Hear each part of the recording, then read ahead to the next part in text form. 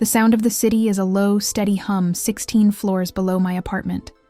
A constant reminder of the world moving, building, achieving. Up here, it's just me. The quiet click of my keyboard, and the soft glow of 3 monitors illuminating the dark. This is my sanctuary. This is where I build. But tonight, the code on my screen is blurring. My focus is shattered by a memory, sharp and intrusive as a shard of glass. It's not a dramatic memory, not a screaming match or a slammed door. Those would have been easier. This was quieter, more final. I was 17, standing in our sun-drenched kitchen, the smell of lemon polish in the air. My mother was at the table, her hands neatly folded around a cup of tea. I'd just won a national coding competition. The letter, thick and official, was on the table between us. It came with a scholarship, a gateway. Mom, this is it. This is what I want to do. I can study computer science. I can build things. She didn't pick up the letter. She didn't even look at it. She took a slow, deliberate sip of her tea, her eyes on me, calm and utterly dismissive. Don't be foolish, Maya. Chasing these digital fantasies. It's not a real career. It's not for people like us. You need something stable, something respectable. Nursing or teaching. That's a proper life. Digital fantasies. The words landed like a physical blow. The 1,000 hours I'd spent teaching myself languages, the intricate systems I'd built just for the joy of it, the sheer potential I held in my hands, all of it reduced to a foolish fantasy. I tried to argue, my voice trembling with a teenager's desperate passion. But this is what I'm good at. This is who I am. She sighed, the sound heavy with the weight of what she saw as my impracticality. This isn't about what you want, Maya. It's about what is. We are practical people. You need to be practical. End of discussion. End of discussion. And just like that, the door slammed shut. Not with a bang, but with the quiet, immovable force of her certainty. My dream was rejected. Not challenged, not debated, dismissed. Erased, as if it were a childish doodle on the fridge. I closed my eyes. The ghost of that old hurt a cold stone in my chest. I followed her path. I became practical. I got a stable job in business administration. I spent my days in beige cubicles, pushing paper, my soul slowly calcifying in the fluorescent light. Every click of the mouse in that office was a betrayal of the coder I was meant to be. For years, I lived that life. The responsible daughter, the practical one. I watched from the sidelines as the tech boom I'd predicted exploded around me. I saw classmates, people with half my talent, build empires from their garages while I was approving expense reports. The resentment wasn't a fire. It was a slow, cold seep of poison, freezing me from the inside out.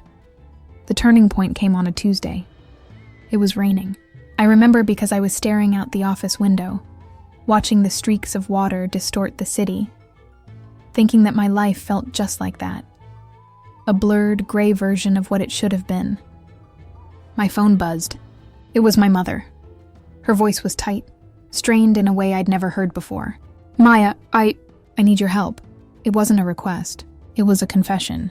Through a halting, shame-filled conversation, the truth tumbled out. The practical life she had forced upon me had been a lie she was living herself.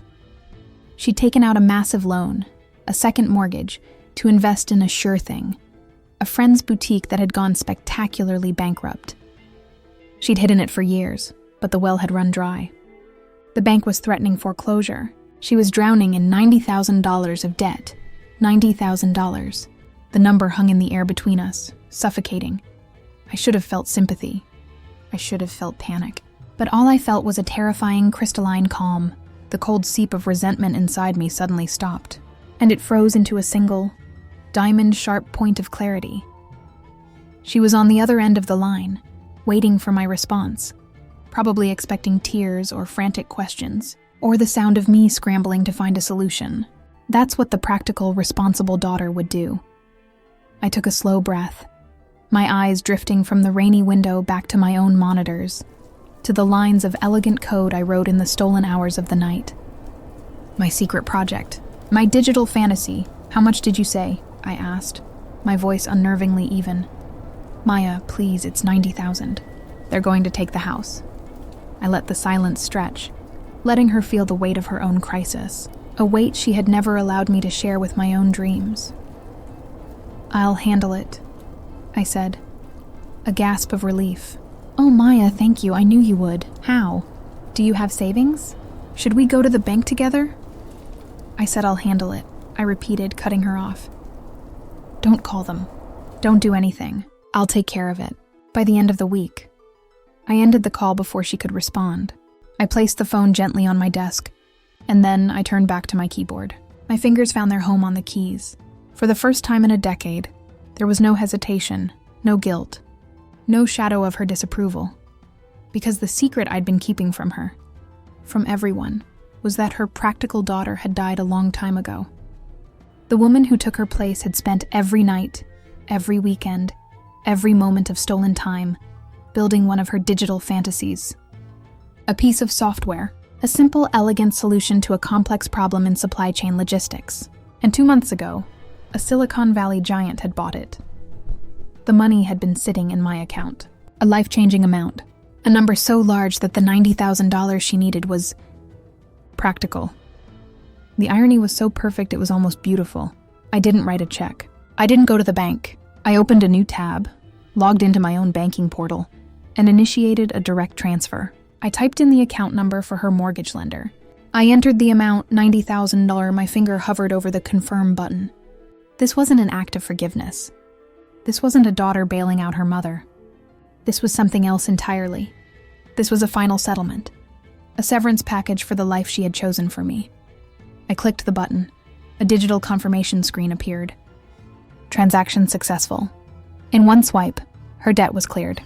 And in that very same, silent, effortless action, so was mine. The silence in my apartment after sending that money was the most profound I had ever known. It wasn't empty. It was full. It was the sound of a chapter closing, a weight being lifted not with a struggle, but with a quiet, decisive release. I didn't feel a surge of triumphant joy. I felt a deep, resonant peace, the kind that comes not from getting what you want, but from finally closing the account on an old, painful debt. I didn't call my mother back. I powered down my monitors, sat in the lingering dark, and just breathed. For the first time, the air felt like it belonged entirely to me. The next morning, I walked into my boss's office and resigned. The look on his face, a mixture of shock and condescension, was almost amusing. But Maya, this is a stable job, a good career. What will you do? I simply smiled and said, I'm going to build something. 2 days later, my mother called again. Her voice was different now. The panic had been replaced by a bewildered, almost fearful awe. Maya, the bank. They called. The debt is gone. The entire thing. They said it was paid in full. How is this possible? I was standing on my balcony, looking out at the city I was now free to truly conquer. I told you I'd handle it. But with what money? Your savings? You shouldn't have. I'll pay you back, I swear. It will just take some time. You don't understand, I said, my voice calm, devoid of the old need for her to finally see me. That wasn't my savings. That was the money from my digital fantasy. The silence on her end was absolute. I could almost hear the gears turning, the walls of her worldview cracking. Your what? The software I built, Mom. The one you told me was a foolish fantasy. A company bought it. The $90,000 was a fraction of what I made. A small, practical fraction. She made a small, choked sound. There were no words. What could she possibly say? Thank you? That would be grotesque. An apology? It was 2 decades too late. The truth I had delivered was a far greater punishment and a far greater gift than any I told you so could ever be. I had not just paid her debt. I had obliterated the very foundation of her reality. The one where she was the wise, practical parent, and I was the naive child. The roles were not just reversed. They were rendered meaningless. Consider the debt cleared, I said, my tone final. In every sense of the word. I ended the call. There was nothing more to discuss. The transaction was complete. That was 6 months ago. In that time, I founded my own tech consultancy. I work from this very apartment, my sanctuary, now also my command center. The practical skills from my old job aren't wasted. I use them to run my business, but now they serve my dream, not suppress it. My days are mine to structure. My creativity is the engine of my life, and the success I'm building is on my own terms. My mother and I, we have a new relationship. It's quieter, more distant, but perhaps more honest than ever before. She doesn't give me advice anymore. She doesn't ask about my little business with that condescending tone.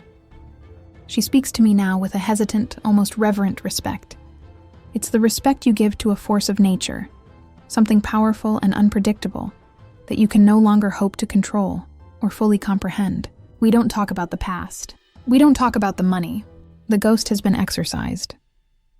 Sometimes the old hurt tries to whisper to me in quiet moments. The memory of that 17-year-old girl, her dream crumpled in her hand, still aches. But I've learned to hold that memory with compassion, not bitterness. She was the seed. I am the tree that grew from it, strong and deeply rooted in my own truth. The world tells you that revenge is about making the other person suffer, about a grand, dramatic confrontation. But they're wrong. The most powerful revenge is not a battle you fight against them. It's a peace you build for yourself, so profound and unshakable that their past actions become irrelevant. It's a success so undeniable that it silently rewrites history. By clearing her debt, I wasn't buying her love or her gratitude. I was purchasing my own emancipation. I was severing the last invisible thread of obligation and guilt that tied me to the person she tried to force me to be. I took the very thing she used to control me, the notion of practicality, of financial stability, and I used it as the tool of my own liberation. I didn't just win, I changed the nature of the game itself. And now, I live in the quiet, glorious freedom of that victory every single day. The future is no longer a compromise. It's a code I write for myself, line by beautiful line.